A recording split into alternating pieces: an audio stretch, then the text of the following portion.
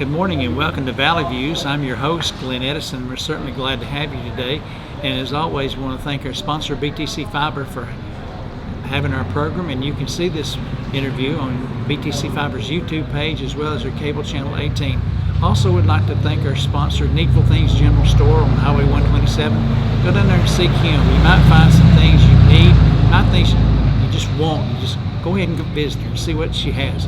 And today we have with us Kristy Walker, and she's the federal program supervisor of Bledsoe County Schools and the volunteer preschool director. So Kristy, thanks for being with us. Thank you.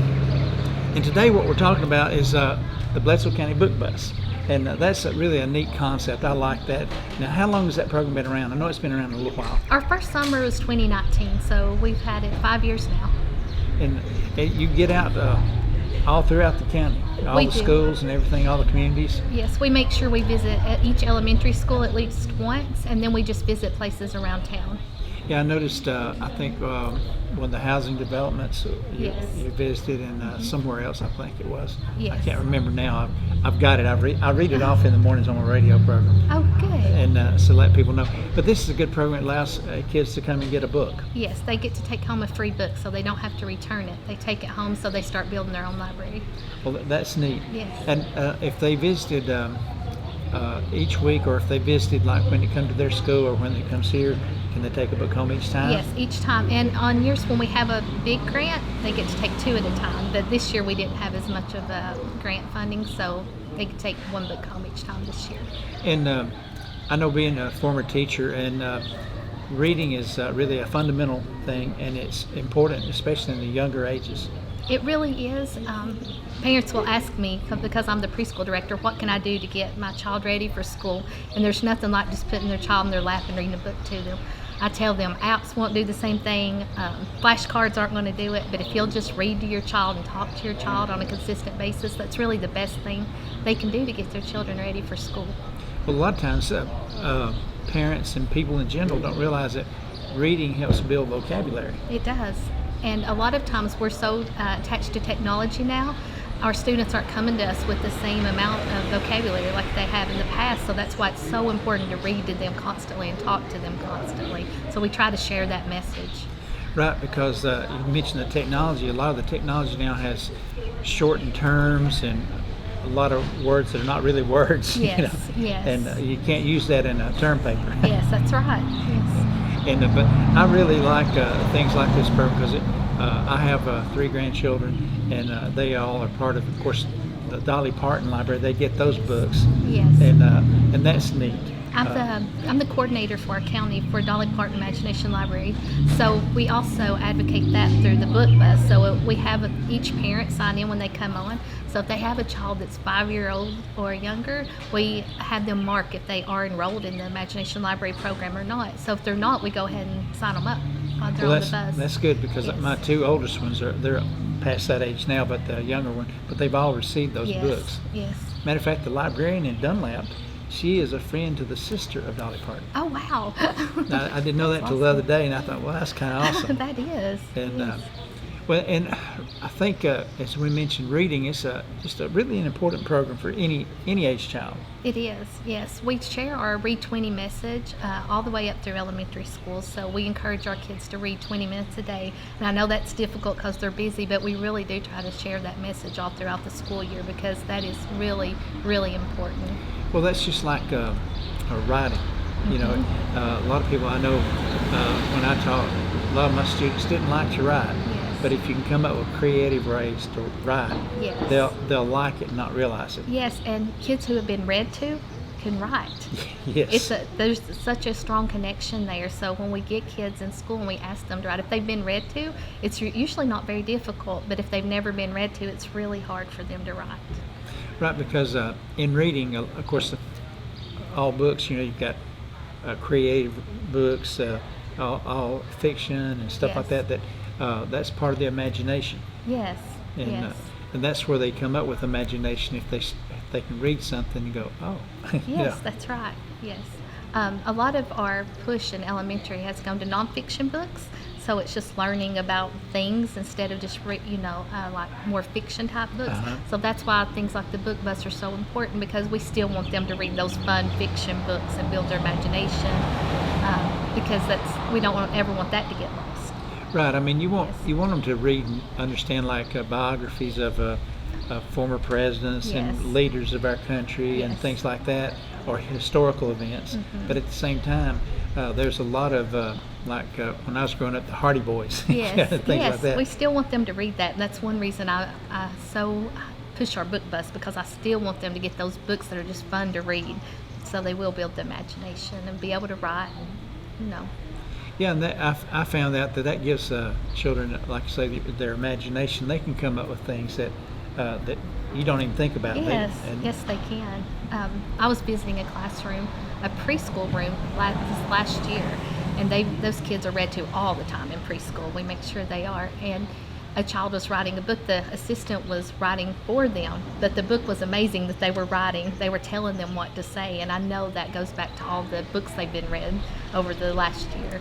So. Well, I'm a firm believer in that, because I believe that young children, like in preschool and kindergarten, they may not can actually write yet, but if they can tell you the story and then have someone write it, they can actually write a book through their telling of the story. And they do. And I was so impressed by the little girl I was watching the other day do that. And they're so proud of their work when they can do that. And I really bragged on it a lot, and it was really good. So that's really important.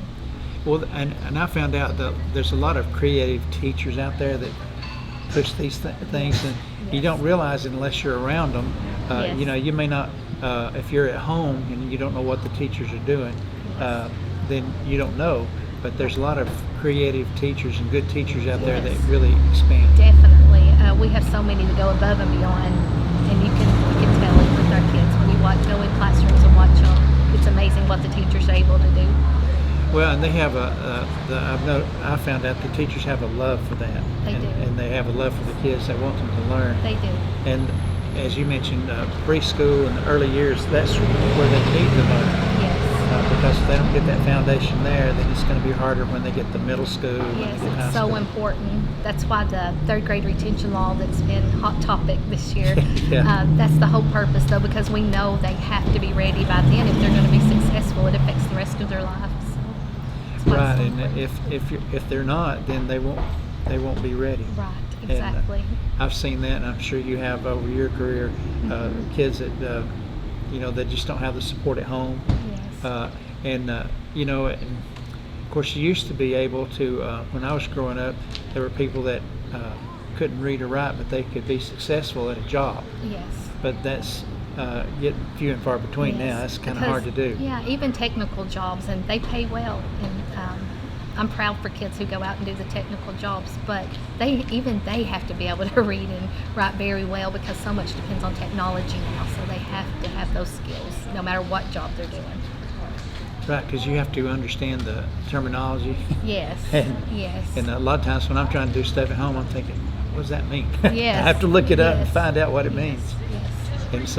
And that's another thing with when I was growing up, I didn't, and I could kick myself for doing this. When I would come across a word that I didn't know, I would just flip on and go on. I wouldn't try to figure it out. And then sometimes after I'd read something, I'm thinking, oh, that means this. I've been thinking it meant this. Yes, I remember doing the same, but kids now just ask their phone what things mean. They have it easy as far as that goes. And that's something we'll have to deal with technology. It's not a substitute. We can't use it, but it helps in a lot of ways. It does. It helps me when I write. It gives me grammar check. Yes, very much. And because I know a lot of times I do a lot of comma splices and stuff sometimes. Yes. And I need somebody to tell me, no, you don't need that comma there. Yes. But that's the key. If you read, then you'll learn. I found out through my writing, and the more I read, I can go, oh, I need a comma here, and when I pause or things, Yes, that's very true. Kids learn so much from when they read, and then they can apply that to their own writing, like we were talking about earlier. They do learn so much that way. And when you're trying to teach grammar skills outside of reading and writing, it's very difficult. Like when we were in school, a lot of skills were isolated, like comma use. But if you can do that during reading instruction or writing instruction and do it in a meaningful way, it makes a big difference. Yeah, it really does, because I know when my writing, it was graded. It was primarily grammar errors. Yes, It yes. wasn't, in fact, I couldn't write. It was just the grammar Yes, errors. yes. And I found out when I started reading, even reading your Bible, you can read that and you see where the commas are, and you think, Yes. oh, that's a phrase. I need to end that phrase and go on. Yes, yes. So it helps a lot. Yes, even us as adults, it helps us. Yeah, it does me a lot. Yeah, I know. Yeah.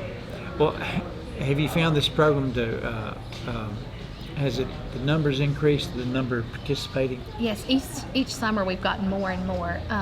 We're up to, I think we gave away about 1,400 books last summer. Wow. So our first year we may have given away 300 or 400 books. So we've really grown over the years.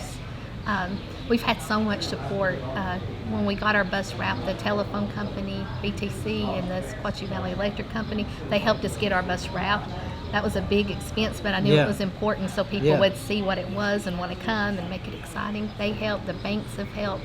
They've given money and supplies through the years.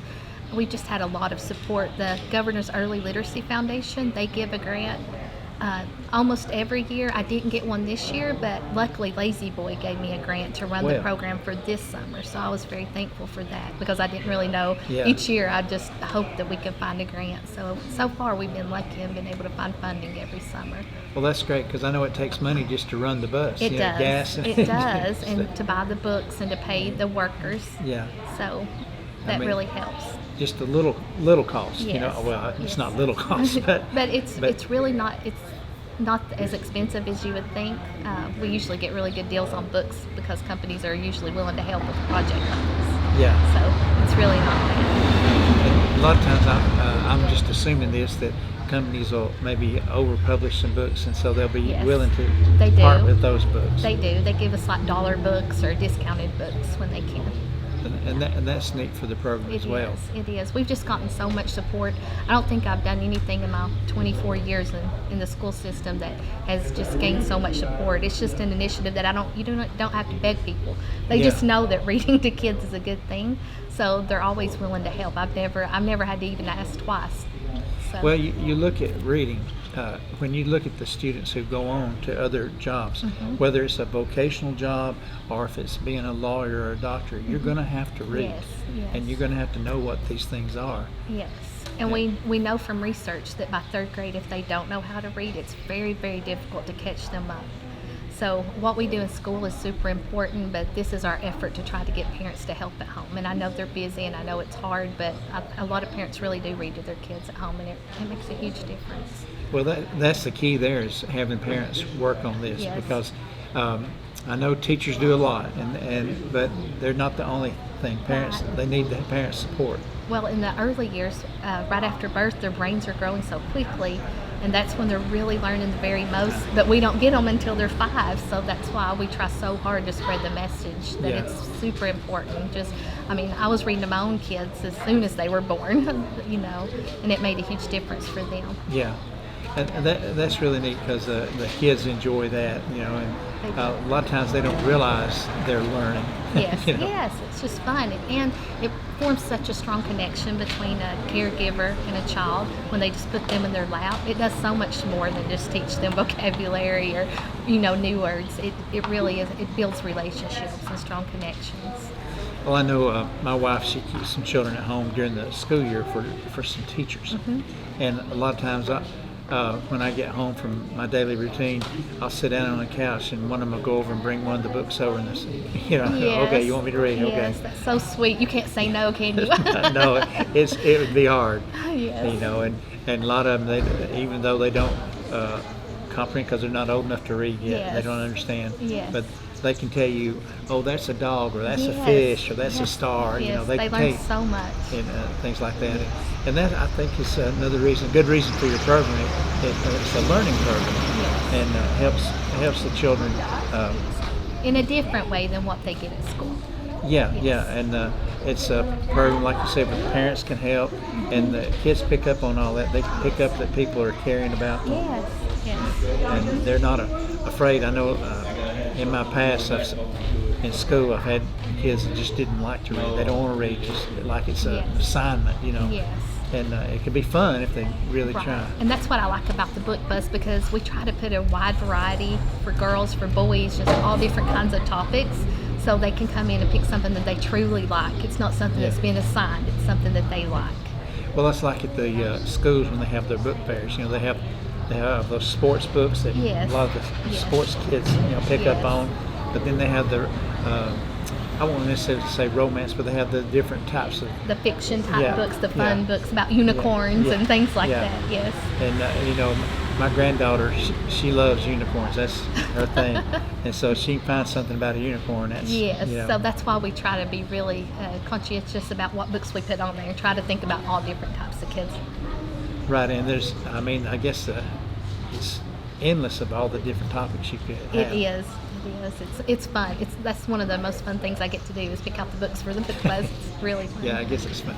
So I guess it's about time for us to go, I guess. Okay. Well, thank you for your time. Thank you. And again, folks, you can see this interview on BTC Fiber's YouTube page as well as BTC Fiber's Cable Channel 18. And again, thank you to Kim Fuller, Berkeley, for Needful Things General Store. Go by and visit her. So until next time, have a great day. Thank you. Hey everybody, this is Glenn Edison from Valley Views. We appreciate you watching our shows, and we would like for you to like, share, and follow us on Facebook, as well as like and subscribe to our YouTube page.